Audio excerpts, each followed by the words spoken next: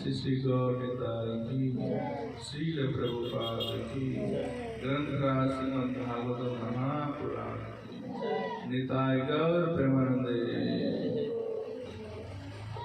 ओम नमो भगवते वासुदेवाय।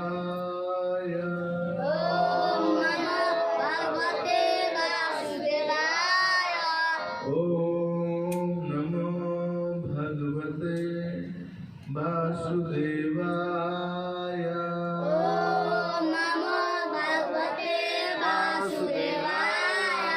ओम नमो भगवते वासुदेवाय। ओम नमो भगवते वासुदेवाय। नारायणं नमस्कृत्यं नरं चैव नरोत्तमं देवीं सरस्वतीं व्यासं ततो जयमुदीरये। नष्टप्रायेषु भद्रेषु नित्यं भागवत सेवया। भगवती उत्तम श्लोके भक्तिर्भवति नैष्ठिकी। कृष्णाय वासुदेवाय देवकी नंदनाय च नंदगोपकुमाराय गोविंदाय नमो नमः। नमो ब्रह्मणदेवाय गो ब्राह्मणिताय च जगद्हिताय कृष्णाय गोविंदाय नमो नमः। जय श्री कृष्ण चैतन्य प्रभु नित्यानंद श्री अद्वैत गदाधर श्रीवासादि श्री गौर भक्त वृंद। वाञ्छाकल्पतरुभ्यश्च सिन्धुभ्येव च पतितानां पावनेभ्यो वैष्णवेभ्यो नमो नमः। हरे कृष्णा कृष्णा कृष्णा हरे हरे हरे राम राम राम हरे हरे। हरे कृष्णा।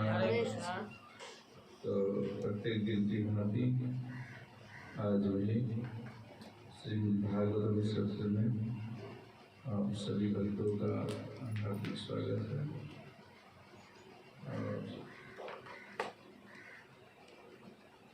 और भागवतम प्रथम स्कंद 13वां अध्याय श्लोक संख्या 5।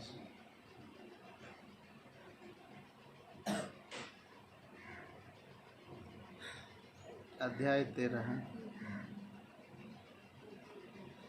आप सब लोग मेरे पीछे पीछे आवृत्ति करेंगे। प्रति उजग्मु प्रहर्षेण प्राणं तन्वा इव आगतम् अभिसंगम्य विधिवत् परिष्ठ्वंग अभिवादनै प्रत्युज्जग्मु प्रहर्षेण प्राणं तन्वैवागतम् अभिसंगम्य विधिवत् अभिसंगम्य विधिवता परिस्वंगाभिवादने प्रत्युजग्मु प्रहर्षेण प्राणं तन्वैवागतम् अभिसंगम्य विधिवता परिस्वंगाभिवादने प्रत्युजग्मु प्रहर्षेण प्राणं तन्वैवागतम् अभिसंगम्य विधिवता परिस्वसंगविवादम्। बोलिए। प्रत्युजग्मु प्रहर्षेण प्राणं तन्वैवागता अभिसंगम्य विधिवता परिस्वेगाभिवादने प्रत्युजग्मु प्रहर्षेण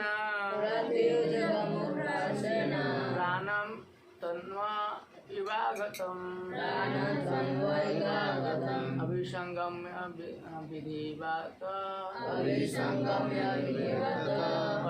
परिस्वसंविवादतो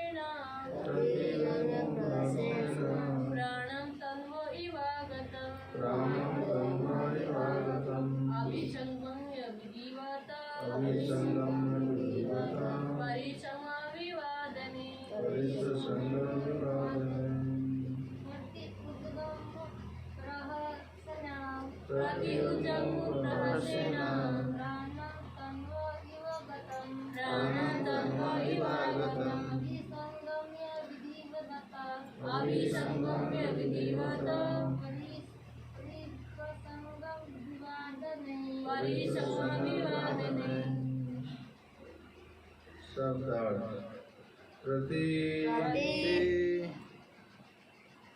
को ओर उजग्मु गया प्रहर्षेण अत्यंत प्रसन्नतापूर्वक प्राणम जीवन प्राण तन्वा शरीर का इव सदृश्य आगतम वापस आया अभिसंगम्य निकट जाकर विधिवता अच्छी तरह से परिस्वंगा आलिंगन अभिवादन प्रणाम द्वारा अनुवाद तथा तात्पर्य श्री प्रभुपाद के द्वारा श्री प्रभुपाद की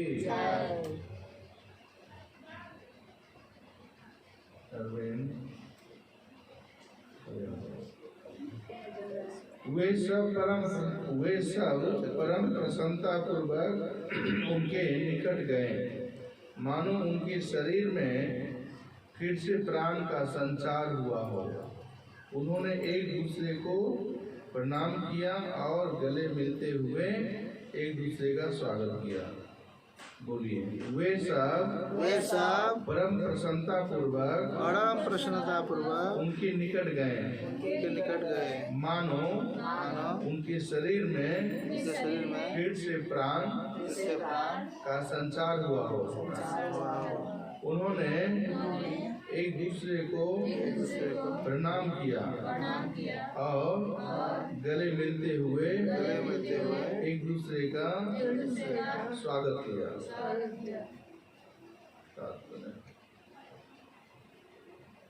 चेतना के अभाव में शरीर के अंग निष्क्रिय रहते हैं, लेकिन जब चेतना वापस आती है तो अंग तथा इंद्रियां सक्रिय हो उठती हैं और जीव हर्षित हो उठता है। कौरव परिवार के लिए विदुर इतने प्रिय थे कि राजमहल में उनकी अनुपस्थिति की तुलना निष्क्रियता से की गई थी। सभी लोग उनके तीव्र वियोग का अनुभव कर रहे थे। अतएव राजमहल में उनका वापस आना सभी के लिए आनंददायक था।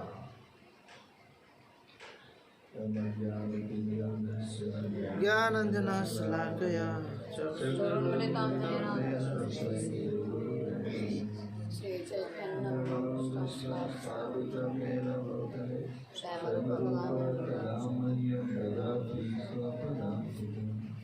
वंदे हम श्री गुरु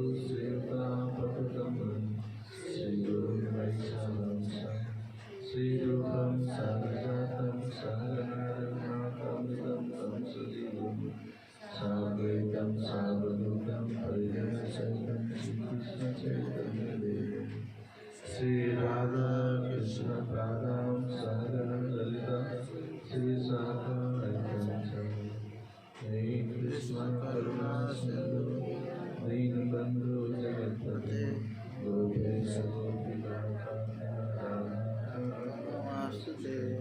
तप्तकांचन गौरांगे राधे वृंदावनेश्वरी वृषभानुसुते देवी प्रणमामि।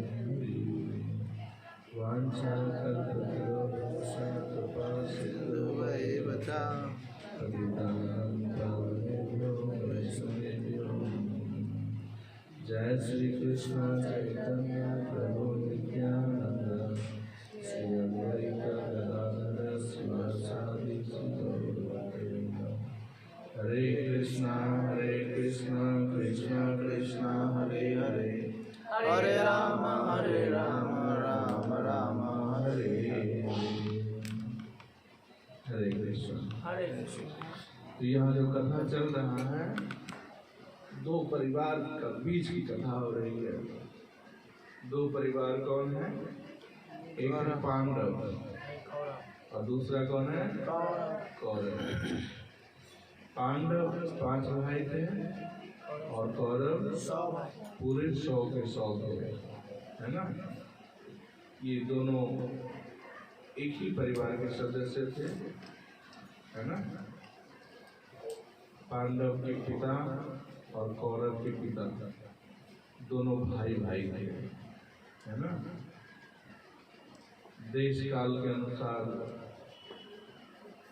कुछ अपने उनके प्रारब्ध कर्मों से ज्येष्ठ भाई जो हुए धृतराष्ट्र महाराज, ये जन्म से ही अंधे थे, इसीलिए ज्येष्ठ होकर के भी राजपाट कर नहीं सकते थे। और छोट भाई जो थे पांडु महाराज, वो विद्वान थे लेकिन किसी कारण से उन्हें साफ मिला था, तो जिसकी वजह से समय से पहले वो चले गए संसार से। और उन्हीं के साथ एक और भी थे जिनका नाम है विदुर जी, जिनका अभी प्रसंग चल रहा है। तो विदुर जी ऐसे उसी परिवार के थोड़ा सा हट करके दासन रिश्ते के भाई लगते हैं।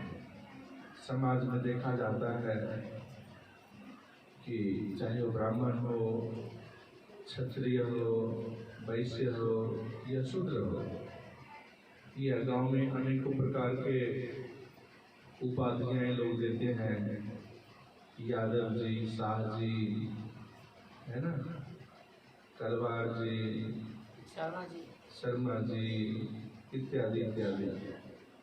लेकिन शिष्टाचार इतना होता है कि जो ब्राह्मण के बच्चे होते हैं वो यादव जी को भैया कह करके बातें करते हैं, काका कह करके बातें करते हैं। और शर्मा जी के लिए भी यही चीज लागू होता है। कभी कभी ये भी देखा जाता है कि समाज में मुस्लिम वर्ग होते हैं, है ना, जो हिंदू हैं, हिंदू तो ऐसे विदेशी नाम है, लेकिन जो सनातनी हैं वो भी मुस्लिमों के साथ ऐसे व्यवहार करते हैं कि हिंदू व्यक्ति, ब्राह्मण व्यक्ति मुस्लिमों को भाई बोल करके बुलाते हैं, है ना। और जो मुस्लिम होते हैं वो भी चाचा, मामा, भैया, काका ऐसा संबोधन से एक दूसरे को बुलाते हैं। ये शिष्टाचार है। तो दासी पुत्र थे विदुर जी, लेकिन रिश्ते में भाई लगते थे इनको। तो इनका बहुत ज़्यादा कोई रोल नहीं था उस परिवार में, लेकिन ये बहुत विद्वान थे। विद्वता को खूब करके भरा था इनके अंदर, है ना। लेकिन चलता था दोनों भाई का, पांडु और कौरव का। तो पांडु और धृतराष्ट्र, तो संजोग से धृतराष्ट्र बड़े होने के बावजूद में भी वो अंधे थे। तो जो अंधे हैं वो देश चला नहीं सकते हैं, इसलिए छोटे भाई को दिया गया था। छोटे भाई चला रहे थे, लेकिन समय में ही उनका मृत्यु हो गई थी। और समय में मृत्यु होने से फिर ये राजकाज इनको चलाने को मौका मिला। किनको? धृतराष्ट्र। उसमें कुछ आचार्य थे, पितामह थे, कुछ आंख वाले व्यक्ति थे जो उनकी अगुवाई कर रहे थे देश को, राष्ट्र को चलाने के लिए। बाकी पांडु महाराज के जो बच्चे थे वो छोटे छोटे थे, वो उतने काबिल उस समय नहीं थे कि वो राजा बने। बुद्धिमान तो थे लेकिन बच्चे थे, इसलिए उनको नहीं दिया गया। और कौरव धृतराष्ट्र महाराज के जो 100 पुत्र हुए, उस समय वो भी बच्चा ही था। बच्चा होने के बावजूद में भी कुछ क्वालिटी भी नहीं था इस 100 कौरव में। समय के हिसाब से दोनों बड़े होते गए। आज पांडु भी और 100 कौरव भी। और जैसे जैसे बड़े होते गए तो धृतराष्ट्र महाराज की बुद्धि खराब होते गया। जो घर के मुखिया थे तो वही मुखिया माने जाएंगे, वही राजा थे। तो निष्पक्ष होकर के वो फैसला नहीं कर पाते थे। और उनके जो बड़े पुत्र हुए दुर्योधन, वो एक नंबर के चपाट मूर्ख था। वो चपाट मूर्ख था, ना तो उसको शिष्टाचार पता था, न सदाचार पता था, और ज्ञान तो कुछ था ही नहीं। तो इतने अज्ञान में वो था कि धीरे धीरे 5 पांडु से जो है ईर्ष्या करने लगा। वो दुर्योधन जो है ईर्ष्या करने लगा। और जब समय आया कि ये लोग बड़े हुए तो कहा गया, पितामह वगैरह जो थे उस घर के मुखिया, जो बुजुर्ग थे, उनको दादा कहते हैं, है ना। तो दादाजी बार बार कह रहे थे धृतराष्ट्र को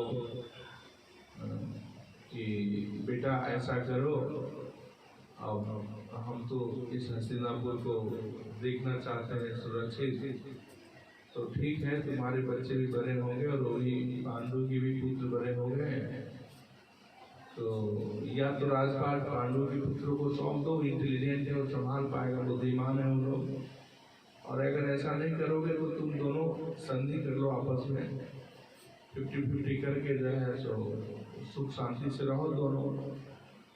लेकिन आसक्ति के कारण बोले पितामह इतना जल्दी क्या है, आपके होते हुए जब आप ना ही रहेंगे तब न विचार करेंगे।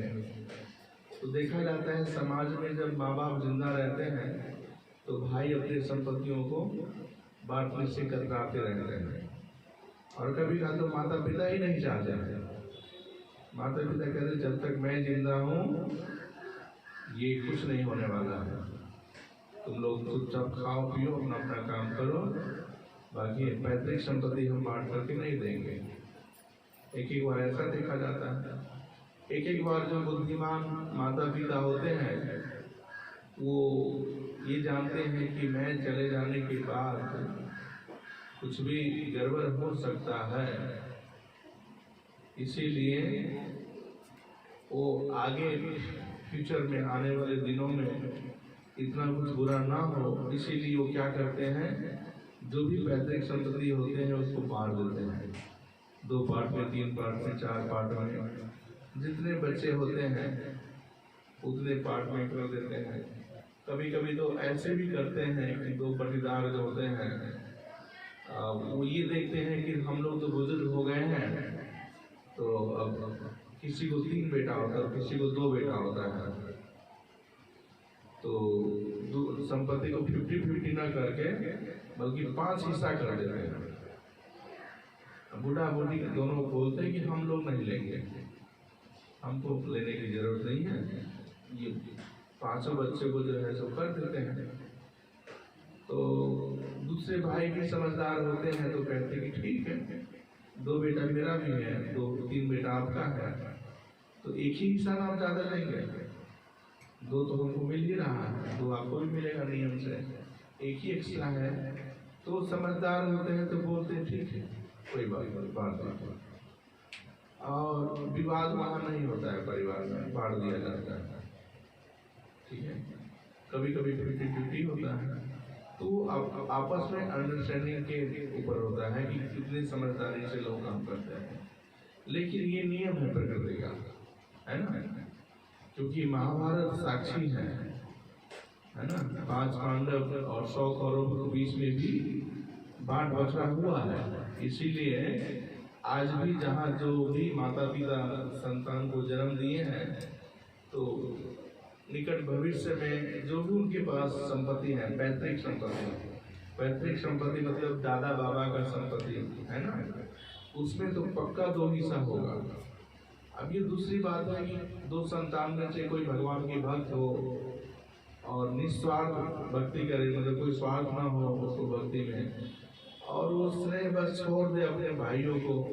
अगर भाई भी भक्त है तो ये लगता है कि चलो धार्मिक लोग हैं तो क्या करेगा, धन तो भगवान का सेवा में लगाएगा, तो वो एक अलग चीज हो जाता है, फिर वहाँ बांट बटना जैसे कुछ चीज नहीं आता है। लेकिन अगर भाई अभक्त है, एक भाई दूसरा भक्त है, भक्त इधर आ गए भक्ति में, तो अभक्त जो भक्त जो होते सोचते हैं कि क्या करें, अगर इसको दे भी देते हैं तो ये दारू मांस को खत्म करेगा, भोग विलास धन को खत्म कर देगा। लेकिन अगर हम ले लेते हैं तो प्रमाण में लगाएंगे भगवान की सेवा में, तो वैसे अवस्था में भक्त भाई भी ले लेते हैं, और ले लेना चाहिए, क्योंकि ऐसे भी कहा गया है कि गृहस्थों को धन कमाना चाहिए, धन इकट्ठा करना चाहिए, और सबसे पहले अपने परिवार को मेंटेन करने के लिए जो है सो खर्च करना चाहिए धन को, अपने परिवार को मेंटेन करने के लिए धन को खर्च करना चाहिए। और जब परिवार का मेंटेन हो जाए तो सीधा आंख बंद करके जो बाकी जो भी धन बचा हो उसी दान में लगा देना चाहिए, है ना। तो कोई मान लो कि कोई अगर 50,000 रुपये कमा रहा है और 10,000 रुपये में उसका खर्च हो जा रहा है, काम चल जा रहा है, तो बाकी का 40,000 रुपया आंख बंद करके मंदिर में लाकर दे देना चाहिए, प्रभु जी ले लीजिए, इसको लगाइए कहीं सेवा में। ऐसा करने से उनके जीवन में, उस गृहस्थों के जीवन में कभी संकट नहीं आता, कभी विपद नहीं आता, कभी दुख नहीं आता, कभी ऐसा दिखता भी है दुख तो पता नहीं कहाँ से आकर कहाँ चला जाता है, वो रहता नहीं उनके पास। और वो गृहस्थ और इतने धनवान होते हैं आगे जाकर के, शुरू में तो कर रहे हैं चैरिटी, कर रहे हैं चैरिटी, दे रहे हैं। और उनको देख करके, उनको भी, माता पिता को देखते हुए बच्चे भी सीखते हैं, बच्चों को भी संस्कार होता है। और देखते देखते जब माता पिता बुजुर्ग होते हैं तो बच्चे इतने धनवान हो जाते हैं कि माता पिता कल्पना भी नहीं कर सकते हैं कितना धन कहाँ से आया है। इतना तो हमारे हैसियत नहीं है जितना हमारे पास, मतलब कई गुना ज्यादा आता ही है। दान करने से धन कभी घटता नहीं है। बाह्य दृष्टि से ऐसा लगता है कि बाप रे बाप सब जा रहा है, ये हरे कृष्णा वाले पता नहीं क्या कर रहे हैं, उपदेश दे रहे हैं बच्चे को, भक्ति सिखा रहे हैं, ले जा रहे हैं उठा कर। तो वास्तविकता में लोग नहीं जानते हैं, न जानने की वजह से जो है धन को संचित करना चाहते हैं। पहले तो इंद्र तृप्ति करेंगे और इंद्र तृप्ति के बाद धन को संचित करेंगे, और जब धन को संचित करते हैं तो धन नाश हो जाता है। क्योंकि संचित धन जो है पहले भोग आप कर लिए, इतना भोग करना है, भोग करने के बाद अगर धन को आप सेविंग करके रखते हैं तो पक्का जो है सो नाश होना तय है। धन का तीन ही गति है, धर्म, भोग और नाश, है ना। चौथा कोई गति है नहीं। तो धन इकट्ठा करने का चीज नहीं है। धन आए तो जितना आपकी जरूरत है उतना आप कर लीजिए खर्च, और शेष धन को परमार्थ में लगा दीजिए। उससे जो आप अपने ऊपर खर्च किए हैं उसमें भी आपको कर्म बंधन नहीं लगेगा। जो शेष परिमाण आपके पास है उसमें भी संस्कृत होगा, और बड़े बड़े रोग, बीमारी और डाकू और चोर बदमाशों की शिकार कभी नहीं बनेंगे, कभी नहीं बनेंगे। इसीलिए धन को जो है बिल्कुल सही जगह में लगाना चाहिए। और सही जगह है भगवान का धर्म स्थल, मंदिर में, वैष्णव सेवा में, ब्राह्मण सेवा में, साधु सेवा में और ठाकुर जी की सेवा में धन को उपयोग करना चाहिए। ये गति है। तो यहाँ देखा जाता है कि अभी जो प्रसंग चल रहा है इसमें दोनों भाइयों के बीच में इतना ज्यादा द्वंद्व हो गया है, इतना ज्यादा द्वंद्व हो गया है कि धन को लेकर के नहीं देंगे करके बहुत बड़ा झगड़ा हो गया, लड़ाई हो गई दोनों परिवार में। और इतना बड़ा लड़ाई हुआ कि बहुत बड़ा युद्ध हो गया, जिस युद्ध का नाम क्या था? महाभारत। इस संसार में दो युद्ध बहुत फेमस युद्ध है। डॉक्टर उमेश बोल रहा है कि रामायण और महाभारत। तो रामायण तो नहीं, महाभारत ठीक है, लेकिन एक और युद्ध है जो कोई बताएगा? एक और युद्ध है, प्रसिद्ध युद्ध है,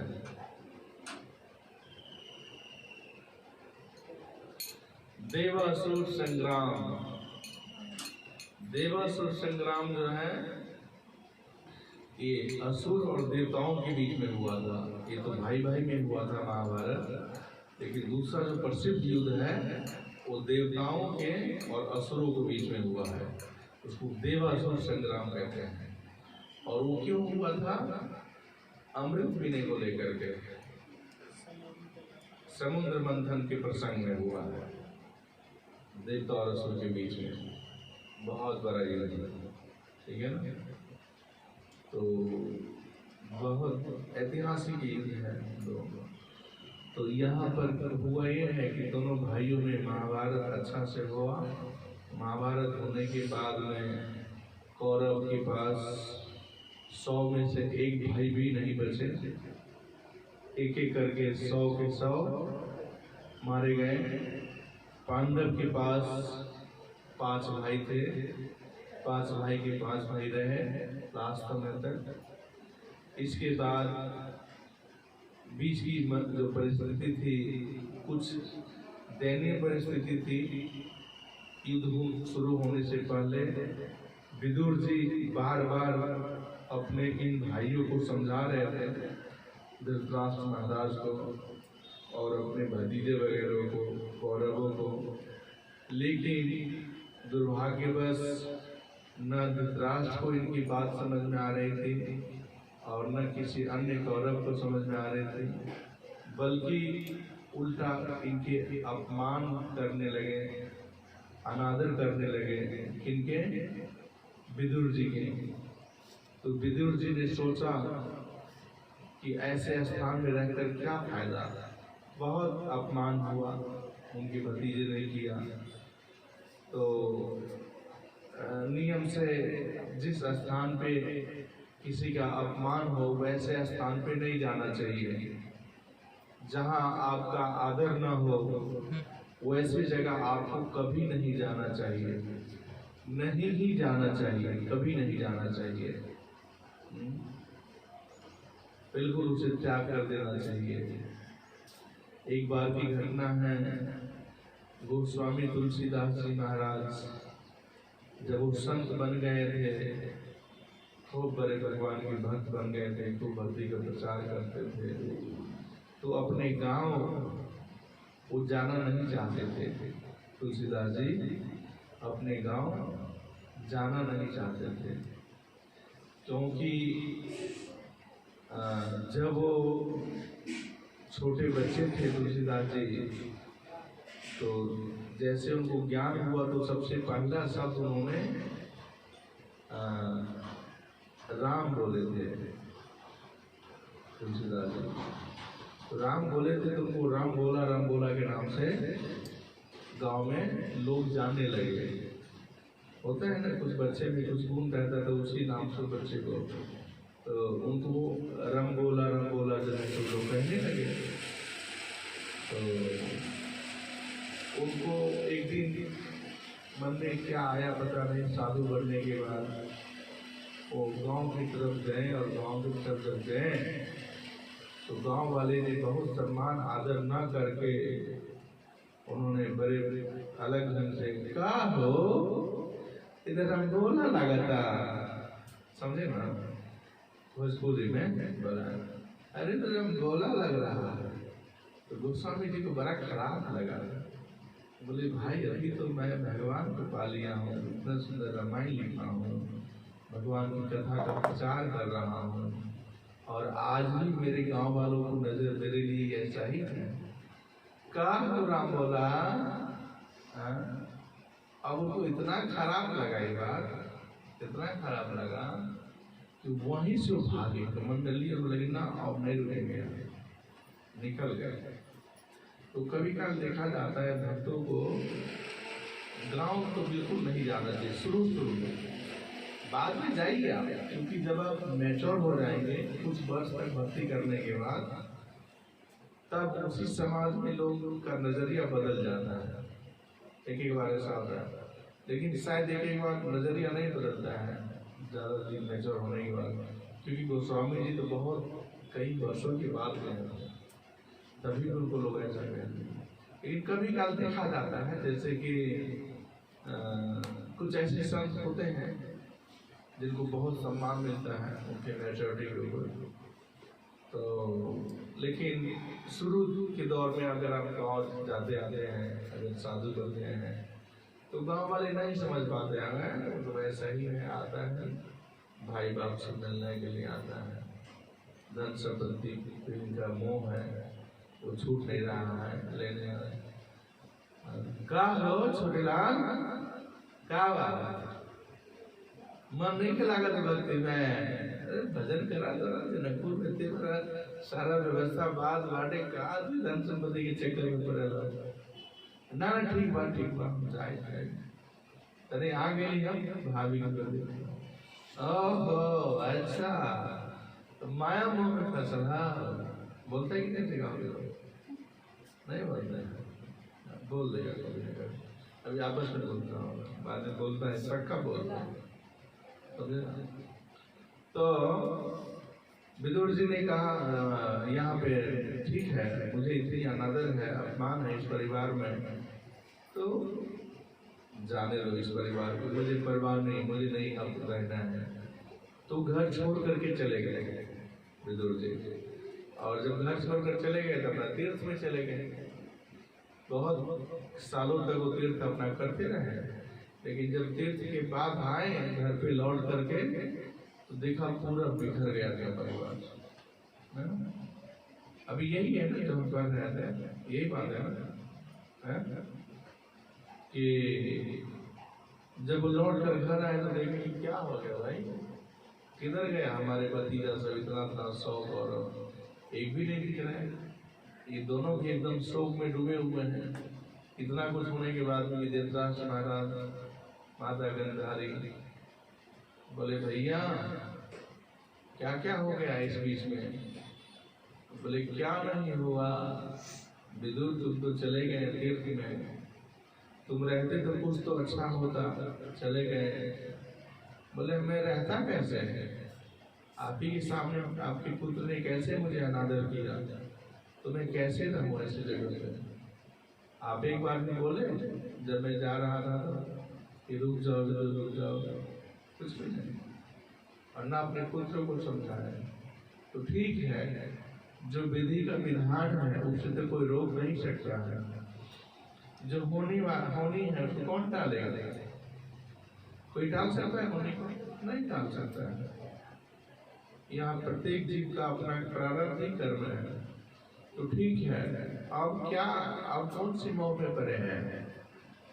विदुर जी अपने भैया को, धृतराष्ट्र महाराज को समझा रहे हैं कि अब किस मोह में पड़े हैं, अब तो कम से कम चलिए, हम बहुत सारे तीर्थ स्थान देख करके आए हैं भारतवर्ष में, जहाँ बैठ करके आप तपस्या कीजिए, परम भगवान को आराधना कीजिए, और कम से कम जो शेष बचा हुआ जीवन है उस जीवन को क्या कीजिए, पूर्ण बनाइए। तो इस वर्तमान जो प्रस्तुत श्लोक है, इस श्लोक से यही संदेश मिल रहा है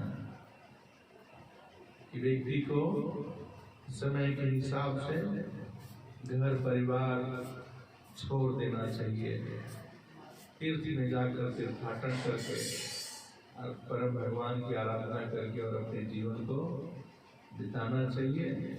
और परिवार में तब तक रहना चाहिए जब तक परिवार में मान सम्मान और आदर हो, और मान सम्मान आदर ना हो तो परिवार को त्याग कर देने में फायदा है ना? क्योंकि अगर आप धार्मिक व्यक्ति हैं तो वासुदेव कुटुंबी वाली हिसाब को अपना लीजिए, क्योंकि उपनिषद कहती हैं ईशावास्य मिदं सर्वम यत् किंचन जगदयाम जगत तेने तेन भुंजिता मां विद्युत सुधनम। जो कुछ भी तुम इस संसार में देख पा रहे हो, ये सब कुछ मेरी संपत्ति है, सब कुछ मेरे है। भगवान कहते हैं तुम्हें अपने लिए उतना ही स्वीकार करना चाहिए जितना तुम्हें जरूरत है। जरूरत के बाद तुम याद रखो कि किसी का है, मत सोचो कि मेरा है, किसी का है, ये याद रखो। और फिर अपने जीवन को व्यक्त करो। तो ये तो अटल सत्य है कि जो भी कुछ हम देख पा रहे हैं नारायण का है। तो संसार से रिश्ता तोड़ करके नारायण से रिश्ता को जोड़ लीजिए, और सारा जगत भगवान का है ना, सारे संसार को अपना बना लीजिए।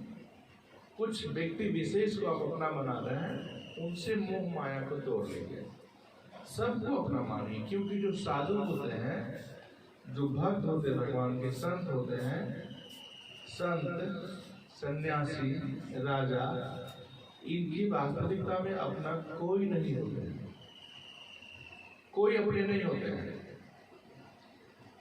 ठीक है, बाह्य दृष्टि से देश काल परिस्थिति के अनुसार कुछ ऐसे भी कार्य संत लोग करते हैं, राजा लोग करते हैं, जो समाज को एक संदेश देना होता है, शिक्षा देना होता है, इसीलिए कुछ ऐसे कदम उठाते हैं एक एक बार, लेकिन वास्तविकता में उनका अपना कुछ होता नहीं है ना? क्योंकि उनका सेवा देश का सेवा ही उनका सेवा है और पूरा देश उनका है। जो एक राजा होते हैं, जो एक संत होते हैं, उनको केवल देश ही नहीं पूरा संसार उनका होता है। जैसे श्रील प्रभुपाद जी ने देखिए, प्रभुपाद भारत वर्ष में कर सकते थे प्रचार, क्यों इतना संघर्ष किया? तो प्रभुपाद को पता है केवल भारत हमारा नहीं, पूरा संसार हमारा, हर व्यक्ति हमारे, सबको जोड़ना है परम भगवान से। तो साधु संतों को अपने मोह माया को त्याग करना चाहिए, घर परिवार से, है ना, और तथाकथित व्यक्ति से जिनको हम अपना मानते हैं, उनसे अपने चित्त को डाइवर्ट करके उन्हें भी भगवान का मानिए और आप अपने आप को भी भगवान को समर्पण कर दीजिए। ऐसा करने से आपका भी हित है और समाज का हित है। लेकिन अगर आप का हृदय में मोह कूट कूट करके भरा है, कुछ पल के लिए मन यहाँ बहुत लगता है, बहुत अच्छा लगता है, लेकिन दूसरे पल में याद आता है वहाँ भी तो जाना चाहिए, जरूरी है। तो कहावत है कि धोबी की गधा न घर का और न घाट का, कहीं का नहीं रह जाएंगे, न वहाँ का हो जाएंगे और न यहाँ का होंगे, है ना। इसीलिए जब एक बार संकल्प ले चुके हैं, माइंड मेकअप हो चुके हैं, तो जिंदगी बहुत लंबा नहीं है। कलयुग में आयु बहुत कम है मनुष्य का, सिर्फ 100 साल, और ये 100 साल में तो समझो अब तो 60-70 में हो जाता है काम पूरा। 30-40 तो ऐसे भी कम हो चुका है 100 में से, और उसमें भी मान लीजिए कि अब 60 बच गया, 60 में भी ऑलरेडी आपका जो है सो 20-30 समथिंग कुछ हो गया है, तो आधा जीवन तो बीत चुका है आपका। अब रहा क्या? 10 साल जो है सो अंत में बुढ़ापा में चला जाता है, लाठी पकड़ कर चलना पड़ता है, चश्मा का नंबर काम नहीं करता है, घुटना काम नहीं करता है, आई दादा माई दादा, आई भैया माई भैया करके जीवन बीतता है। ए बाबू तनी पानी पिला दो, तो बोलते ना काका ना, हम खेलने जा रहे हैं। छोटे छोटे जो पोता पोती होते हैं ना दादाजी का, दादाजी बोलते रहे पानी पिला दो, मुझे प्यास लगा, बोलते ना दादा ना, हम खेलने जा रहे हैं, क्योंकि संस्कार लुप्त हो रहा है। अब जो भक्ति करेगा वही ना सिखाएगा संस्कार अपने बच्चों को। अब लाखों करोड़ों माता पिता है, जो माता पिता ही भक्ति नहीं कर रहे, बच्चों क्या संस्कार देंगे कि नहीं। तो अब बेचारे दादाजी जो है सो देखते रहते हैं, अरे प्यास लगा है, प्यास लगा है, अपना हिम्मत तो नहीं जाकर के पानी पिए, कोई है, कोई है, आवाज भी कम हो जाता है, चिल्ला भी नहीं सकते हैं उस अवस्था में। बुढ़ापे में कोई जोर से बोला जाए, है ना, नहीं हो सकता है। क्या समझते हो तो खड़े हो जाओ, ये आवाज जवानी में ही निकलता है। बुढ़ापे में अगर जोर से भी बोलना नहीं, बेचारे का गला ही फट जाएगा, समझे ना। ऐसा जैसे बोलेगा तो गला फटा, दूसरे दिन से बोलना ही बस ऐसा करके बोलेगा, नाक से बोलेगा थोड़ा बहुत। तो वो बुढ़ापा मान लीजिए 10 साल चलेगा, तो 6 साल की बात है कितना, 20 साल ही तो बचा है, और 20 साल को बीतने में टाइम लगता है नहीं, देखते देखते जीवन में जाता है। इसीलिए खूब मन लगा करके भजन कीजिए, खूब मन लगा करके, जितना प्रभुपाद की पुस्तक पढ़ सकते हैं पुस्तक पढ़ लीजिए। हाँ, इतना है कि अगर कोई व्यक्ति प्रभुपाद जी का किताब पढ़ता है ना, जब करता है, भक्तों के साथ में रहता है, तो उसकी आयु बढ़ता है। अन्य कार्य में अगर आप अपने समय को बिता देते हैं, जैसे मोबाइल देखने में, टिकटॉक चलाने में, बैठ की बातें करने में, तो आयु घटता है। लेकिन अगर आप पुस्तक पढ़ेंगे तो पुस्तक पढ़ने से आयु घटता नहीं है, आयु बढ़ता है। बल्कि क्या होता है, आयु। तो अगर थोड़ा ज्यादा दिन जीना है तो पुस्तक पढ़िए, जप कीजिए और भक्तों के बीच में रहिए। ठीक है, इधर उधर चित्त को डाइवर्ट करने से फायदा बिल्कुल नहीं है। एक गुरुनंदन, बस एक लक्ष्य बना लीजिए कि प्रभु की चरणों के अतिरिक्त हमारे सिर को और कहीं नहीं ले जाना है। प्रचार कीजिए। प्रचार करने के लिए आप जो भी संसार में लाखों लाख लोग हैं जो भगवत विहीन चेतना में हैं, और भगवत विहीन चेतना होने के कारण संसार में सब लोग दुखी हैं। भगवान की कृपा से इस संसार में भगवान ने किसी चीजों से कुछ कमी नहीं रखे हैं, सब कुछ भरा पूरा है। जितना हमें जरूरत है उससे कई गुना ज्यादा है, लेकिन कई गुना ज्यादा होने के बावजूद में भी सबके साथ यही समस्या है कि सब के सब दुखी है, निराश है, चिंता में है। क्यों? क्योंकि लोगों को मुख्य बात याद नहीं है। उनको सब कुछ याद है, मेरी पत्नी, मेरे बच्चे, मेरे घर, मेरा संतान, मेरा दुकान, मेरा बाजार, मेरा बहुत सारे कुछ याद है। लेकिन जिन्होंने ये सब कुछ आपको प्रदान किया है उनके बारे में कोई ख्याल नहीं है, कोई ध्यान नहीं है। समझ रहे हैं कि नहीं? तो उनके बारे में अगर आपको कोई ख्याल नहीं है, कोई ध्यान नहीं है, तो स्वाभाविक है कि जीवन दुखों से तो भर ही जाएगा कि नहीं भरेगा। इसीलिए किसी ने कहा है, दुख में सुमरन सब करे, सुख में करे न कोई। जब सुख में सुमरन करे तो दुख काहे का कोई, है ना। अगर कोई सुख में है और भगवान को याद कर रहा है ना, उनको पता है नहीं ठाकुर जी का ही सब कुछ है, अपना कुछ नहीं है। तो सुख में अगर सुमरन करे तो दुख नहीं होगा उसके जीवन, नहीं हो, पक्का नहीं होगा, है ना। लेकिन ऐसा करते नहीं है। दुख आता है तो दुख आने के बाद भी पहले अपनी ताकत को लगाता है दुख को रोकने के लिए, धन को लगाता है, सोर्स को लगाता है, व्यक्ति को लगाता है। लेकिन जब हर जगह से व्यक्ति फेल हो जाता है तो क्या होता है, जब चारों तरफ से अगर चारा खाना चित हो गया, अब कोई उपाय नहीं है, तो जब कोई नहीं दिखते हैं तब कौन दिखते हैं? भगवान। अनाथों के नाथ जगन्नाथ जी हैं। इस संसार में जिसका कोई नहीं है उसका कौन है? जगन्नाथ। जगन्नाथ जी उनका भगवान है ना। तो तब जो है सो जैसे माता द्रौपदी ने भी ऐसे ही की थी।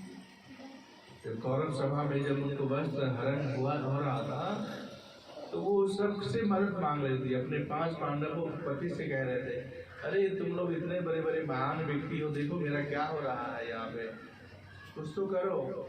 लेकिन वो कुछ कर ही नहीं सकते हैं क्योंकि हार चुके हैं अपने आप को, है ना। इतने वीर होने के बाद में हार गए हैं। हारा हुआ व्यक्ति क्या कर सकता है? नहीं। आचार्य से कहें, गुरु जी आप तो सबका गुरु हैं, आपकी ही शिक्षा से सब पल बढ़ रहे हैं, आप तो कुछ कीजिए। बेचारे गुरु जी ने भी सिर नीचे कर लिए। पितामह उस घर के दादा थे, बुजुर्ग थे, उनसे कहा गया कि प्रभु आप तो रक्षा कर लीजिए, कम से कम हम आपकी बहू रानी हैं। तो बेचारे पितामह भी ऐसे सिर नीचे कर लिए, समझे? मतलब उस गुरु सभा में उनका कोई रक्षा करने वाले नहीं। तब उनको अपने आप पे लगा कि नहीं, जाने तो ये लोग कोई नहीं कर रहा है मदद, तो मैं खुद अपना बचाव करूँ।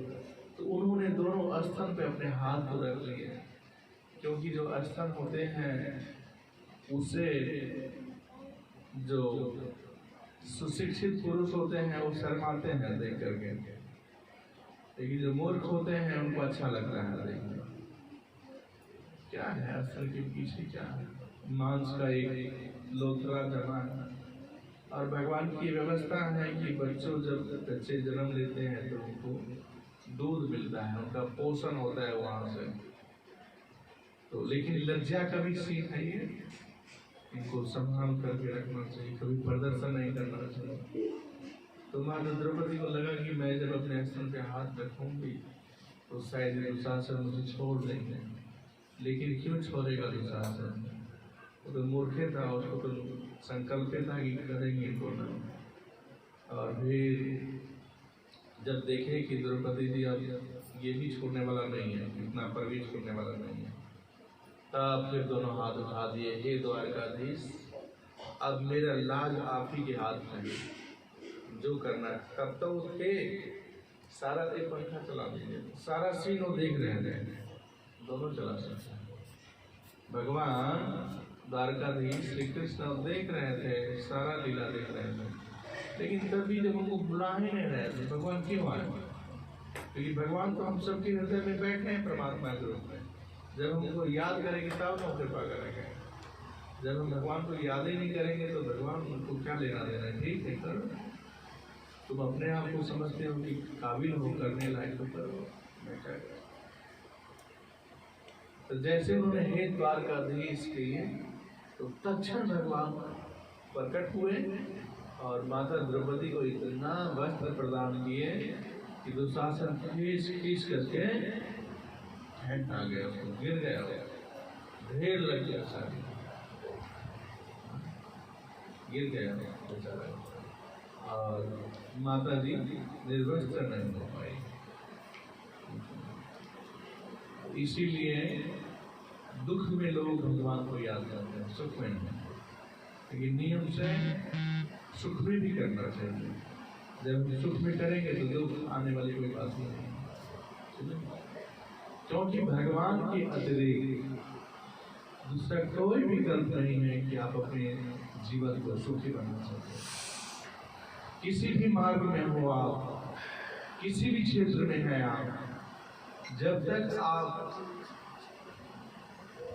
इसमें चेतना ना हो आपका ईश्वर में, भक्ति में, कृष्ण भावना भावित अगर आप नहीं होते हैं तो किसी भी क्षेत्र में आप सफल नहीं हो सकते। आएगा, आपको दिखेगा बहुत बड़ी सफलता, लेकिन आपकी बहुत बड़ी सफलता के पीछे बहुत बड़ा दुख भी आएगा, छिपा हुआ रहेगा। क्या? ठीक है, बहुत बड़ा दुख आता है और इतने बड़े दुख आएगा कि आप एकदम विचलित हो जाएंगे। इसीलिए आज उस प्रत्येक सफल व्यक्ति के पीछे डायरेक्ट ठाकुर जी का विशेष कृपा है और ठाकुर जी से उनका एक अच्छा संबंध है, लगा रहा है। और जितने शेष लोग हैं भगवत विहीन चेतना होने के कारण, भगवान से दूर होने के कारण, वो दुख में, चिंता में, परेशान, अशांत इत्यादि इत्यादि का जीवन बीत रहा है। तो शिक्षा लेना चाहिए हमारे शास्त्रों से। लोगों को लगता है कि मैं हूँ करने वाला, लेकिन मैं कहाँ से हो पाएगा भाई? मैं बोल करके तो ये झूठी अहंकार है, सत्यता नहीं है मैं के पीछे। सत्य तो ये है कि मैं के पीछे जो है और रियल में जो अगर कोई मैं है तो भगवान नारायण है। इसलिए मैं न कहकर नारायण कहें कि नारायण की कृपा से सब कुछ अच्छा चल रहा है, तो बड़ा सुनने में भी अच्छा लगता है। लेकिन एक मेरे दादाजी थे जो भी नहीं रहे, वो कोई भी बात करते थे तो क्या कहते थे? राम इच्छा से, राम इच्छा से ये हो गया, राम इच्छा से वो हो गया, राम इच्छा से मैं यहाँ जा रहा हूँ, राम इच्छा से मैं वहाँ जा रहा हूँ। किसी को गाली भी देना होता था दादाजी को तो कहते थे राम इच्छा से वो साला इतना बदमाश है, राम इच्छा से तो मुझे लगता है साला को सर फोड़ दूंगा। राम इच्छा से तो बड़ा अच्छा लगता था सुनने में। अब नहीं रहे दादाजी, वो पढ़े लिखे भी नहीं थे, हाँ पढ़े लिखे भी नहीं थे, लेकिन हर बात में राम इच्छा, राम इच्छा, राम इच्छा। और उतना ही नहीं, वो सुबह 3 बजे जग जाते थे और 3 बजे जग करके क्या गाते हैं गांव में, क्या बोलते हैं उसको? राती पराती। इतना अच्छा वो गाते थे 3 बजे से लेकर के 5 बजे तक दादाजी। हाँ, उसमें भी भगवान का गुणगान होता है। मतलब ये लगता था कि उनको आया कहां से शब्द आ गया, है ना? तो जापे कृपा राम की हुई, तापी कृपा करे सब कोई। जब जिस व्यक्ति पे ठाकुर जी की, रघुनाथ जी की कृपा हो जाए, उस पे तो सारा संसार कृपा करते हैं। ध्रुव महाराज को देखिए, 6-5 साल का छोटा बच्चा था, कभी स्कूल गया ही नहीं था, क भी नहीं पता था, खाली ओम नमो भगवते वासुदेवाय बोलना चाहते थे बस। वो भी नारद जी ने कहा था, गुरु जी ने। और जब भगवान प्रकट हुए तो प्रकट तो हो गया, उनको क्या बोले, उससे ज्यादा तो वो चाहते ही नहीं। तो भगवान के हाथ में एक शंख होता है, शंख से उनके गाल को टच करते हैं। और तो ध्रुव को जो है तो दुनिया के जितने ज्ञान है सारा ज्ञान तक्षण मिल गया और स्तुति प्रस्तुति करना शुरू कर दिया भगवान। तो अगर कोई व्यक्ति सही में विद्वान बनना चाहता है, यशस्वी बनना चाहता है, पढ़ा लिखा होना चाहता है, असली में अगर कोई पढ़ा लिखा होना चाहता है तो उसे भगवान की अनन्य भक्ति करना चाहिए। और भगवान कहते हैं मच्चिता मद्गत्राना बोधयंत परस्पर तथ्य तुष्य मानृत्य तुष्यन्ति च रमन्ति। जब मेरे भक्त किसी से मेरे बारे में परस्पर बातें करते हैं तो मैं उसे बुद्धि प्रदान करता हूँ कि आगे वो क्या बोले। तो अगर कोई व्यक्ति भगवान की भक्ति करता है तो उससे बड़ा विद्वान पढ़ा लिखा कोई और नहीं हो सकता है। लेकिन जो व्यक्ति भगवान की भक्ति नहीं करता है तो जितना भी पढ़ लिख ले 1 नंबर के मूर्ख रहता है, वो अनपढ़ माना जाता है। जिनको भगवान के बारे में ज्ञान नहीं है, बाकी बहुत बड़े डिग्री ले लिया है, तो वो अनपढ़ माने जाते हैं। गीता में भगवान कहते हैं नमाम दुष्कृतिनो मूढ़ा प्रपद्यन्ते नराधमा माया पहत ज्ञान आश्रय भाव मासिका। 4 प्रकार के मूर्ख मेरे शरण में नहीं आते हैं। जो पहला नंबर का जो प्रवृत्ति जमाने वाला होता है, मैं कर रहा हूँ, एक बहुत पढ़ा लिखा व्यक्ति होता है जो मैं कर रहा हूँ बोलता है, तो भगवान कहते हैं मूर्ख है, मेरे शरण में नहीं आता है। दूसरा है जो मुंह में रहते हैं, मैं और मेरा परिवार, बस मैं भला मेरा परिवार भला तो पूरा जग भला। उनको तीसरे दूसरे का कुछ पता ही नहीं है, वो भी बहुत पढ़ा लिखा है, लेकिन केवल उनकी अपने बीवी और बच्चे का चिंता है।